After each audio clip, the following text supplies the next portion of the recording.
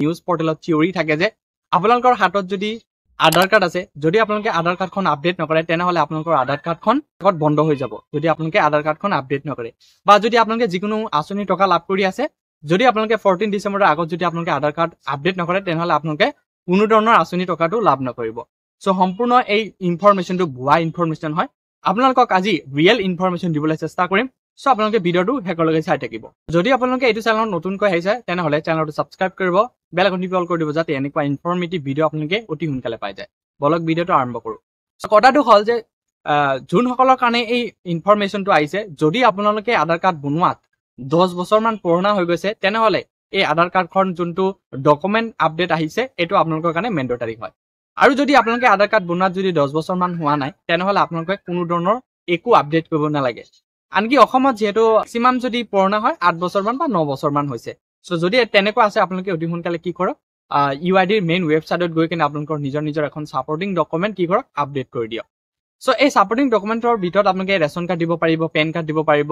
voter ID দিব পাৰিব মানে যিকোনো গভ ইস্যু থকা যিকোনো ডকুমেন্টছ আপোনালোকে দিব পাৰিব যে কোন সকলে এড্ৰেছ আপডেট কৰিব লাগিব বা আধাৰ কাৰ্ড আপডেট কৰাটো বাধ্যতামূলক বা এটো বাধ্যতামূলক বুলি নহয় বা আপোনালোকে কৰাটো ভাল যদি আপোনালোকৰ আধাৰ কাৰ্ডখন এটা এড্ৰেছ আছে আৰু এতিয়া কৰ্মসূত্ৰে যিকোনো কামত যদি বেলেগ এখন এড্ৰেছত আপোনালোকে শিফট হৈ গৈছে তেনেহলে আপোনালোকে এই আধাৰ কাৰ্ডখন আপডেট কৰাটো ভাল কাৰণ যিকোনো কামত এতিয়া যেহেতু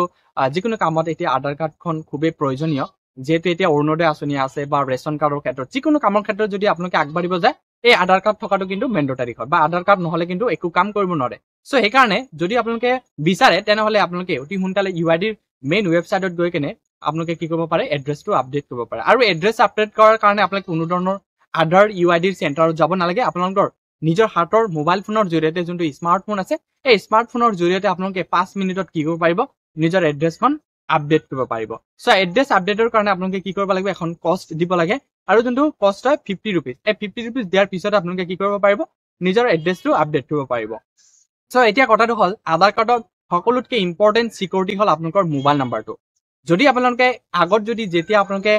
আধাৰ কাৰ্ডখন বনাইছিলে যেতিয়া ক্ৰিয়েট কৰিছিলে সেই মোবাইল নাম্বাৰটো যদি এতিয়া নাই তেনেহলে আপোনালোকে অতি সোনকালে কি কৰক আপডেট কৰি লওক যেহেতু এতিয়া যিকোনো কামৰ ক্ষেত্ৰত আগতে কলো যিকোনো কামৰ ক্ষেত্ৰত আধাৰ কাৰ্ডটো খুবই ইম্পৰ্টেন্ট বাৰু আধাৰ কাৰ্ডৰ কামৰ ক্ষেত্ৰত ওটিপি কি কৰা হয় এন্টাৰ কৰা বা সেন্ড কৰা হয় ওটিপি অবিহনে কিন্তু আপোনালোকে কোনো ধৰণৰ কাম কৰিব নোৱাৰে বা এই ওটিপিৰ জৰিয়তে কিন্তু বহুতে স্ক্যাম কৰে বা বেংকৰ লগত আপোনালোকক যেহেতু আধাৰ কাৰ্ডখন এড কৰা থাকে বা লিংক কৰা থাকে যদি সেই বেয়া মানুহৰ হাতত যদি এই ওটিপি গুচি যায় তেনেহলে কিন্তু আপোনালোকৰ বেংক একাউণ্টটো জিৰো হৈ যাব সো এই কাৰণে কৈছো আধাৰ কাৰ্ডত সবতকৈ ইম্পৰ্টেন্ট কথা হল যে আপোনালোকৰ এক্টিভ মোবাইল নাম্বাৰটো আপোনালোকে যোনটো মোবাইল নাম্বাৰ ইউজ কৰি আছে সেই মোবাইল নাম্বাৰটো আপডেট কৰাটো আপোনালোকৰ মোবাইল নাম্বাৰটো আপডেট কৰাৰ কাৰণে আপোনালোকৰ নিজৰ মোবাইল ফোনৰ জৰিয়তে নোৱাৰিব বাৰু আপোনালোকৰ নিয়াৰেষ্ট যিকোনো আধাৰ কাৰ্ড চেণ্টাৰ আছে সেই আধাৰ কাৰ্ড চেণ্টাৰত গৈ কিনে আপোনালোকে মোবাইল নাম্বাৰটো নিশ্চয় আপোনালোকে আপডেট কৰিব পাৰিব সো এটা কথাটো হল যে হয়তো বহুতে এতিয়া বুজি পালে যে আধাৰ কাৰ্ড কোনসকলৰ কাৰণে আপডেট কৰিব লাগে আকৌ কৈছো যদি আপোনালোকে আধাৰ কাৰ্ড ক্ৰিয়েট কৰা যদি 10 বছৰ মান হৈছে তেনেহলে আপোনালোকে কি কৰক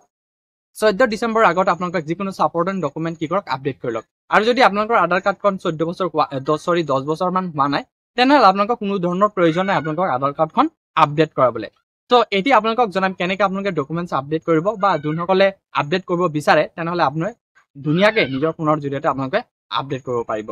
সো এটি আপোনালোকক জনাম কেনেকৈ আপোনালোকে ডকুমেন্ট আপডেট কৰিব যদি আপোনালোকৰ আধাৰ কাৰ্ড বনোৱাত 10 বছৰ মান হৈ গল তেনেহলে আপোনালোকে ডকুমেন্ট আপডেট কৰিব পাৰিব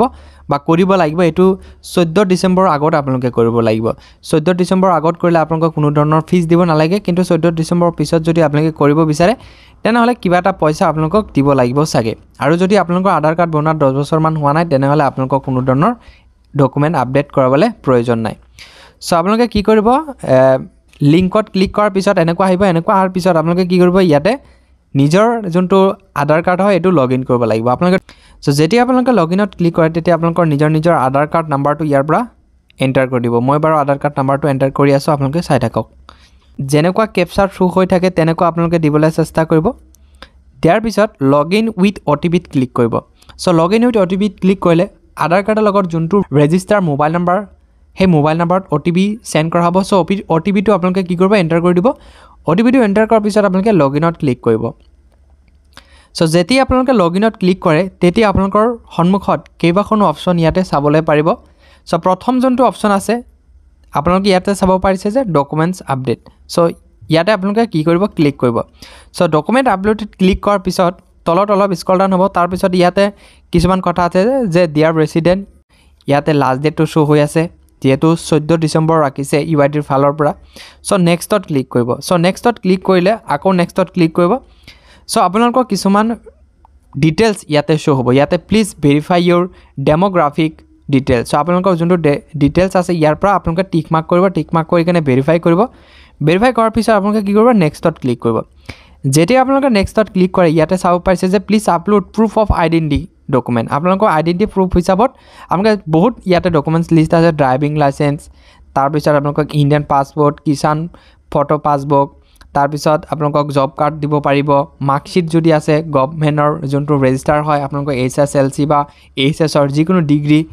বহুতো ইয়াতে আছে পেন কাৰ্ড পেন কাৰ্ড সকলো দিলে হ'ব বা যিকোনো বেংকৰ পাছবুক দিলেও আপোনালোকে ইয়াৰ পৰা কি কৰিব পাৰিব আইডেণ্টিটিটো প্ৰুফ কৰিব পাৰিব চ' ইয়াৰ পৰা দিলে তাৰপিছত আপোনালোকে এড্ৰেছ প্ৰুফ হিচাপত আপোনালোকে যিকোনো এখন ডকুমেণ্টছ ইয়াৰ পৰা আপলোড দিব লাগিব চ' এড্ৰেছ প্ৰুফ হিচাপত আপোনালোকে বেংক একাউণ্টৰ ষ্টেটমেণ্ট দিব পাৰে ইলেক্ট্ৰিচিটি বিল দিব পাৰে গেছ কানেকশ্যনৰ বিল দিব পাৰে ইণ্ডিয়ান পাছপৰ্ট দিব পাৰে চ' যোনটো আছে আপোনালোকে ইয়াৰ পৰা দিব তো দিয়াৰ পিছত আপোনালোকে ইয়াতে যোনটো I hereby given consent that the information documents are correct চ' দিয়াৰ পিছত আপোনালোকে কি কৰিব নেক্সটত ক্লিক কৰিব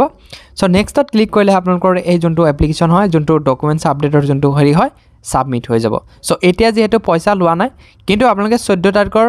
পিছত যদি আপোনালোকে এই ডকুমেণ্ট আপডেট কৰিব বিচাৰে তেনেহ'লে আপোনালোকৰ ফালৰ পৰা কিবা এটা কষ্ট বিচাৰিব কিবা এটা পইচা বিচাৰিব চ' পইচা দিয়াৰ পিছতহে আপোনালোকে কি কৰিব পাৰিব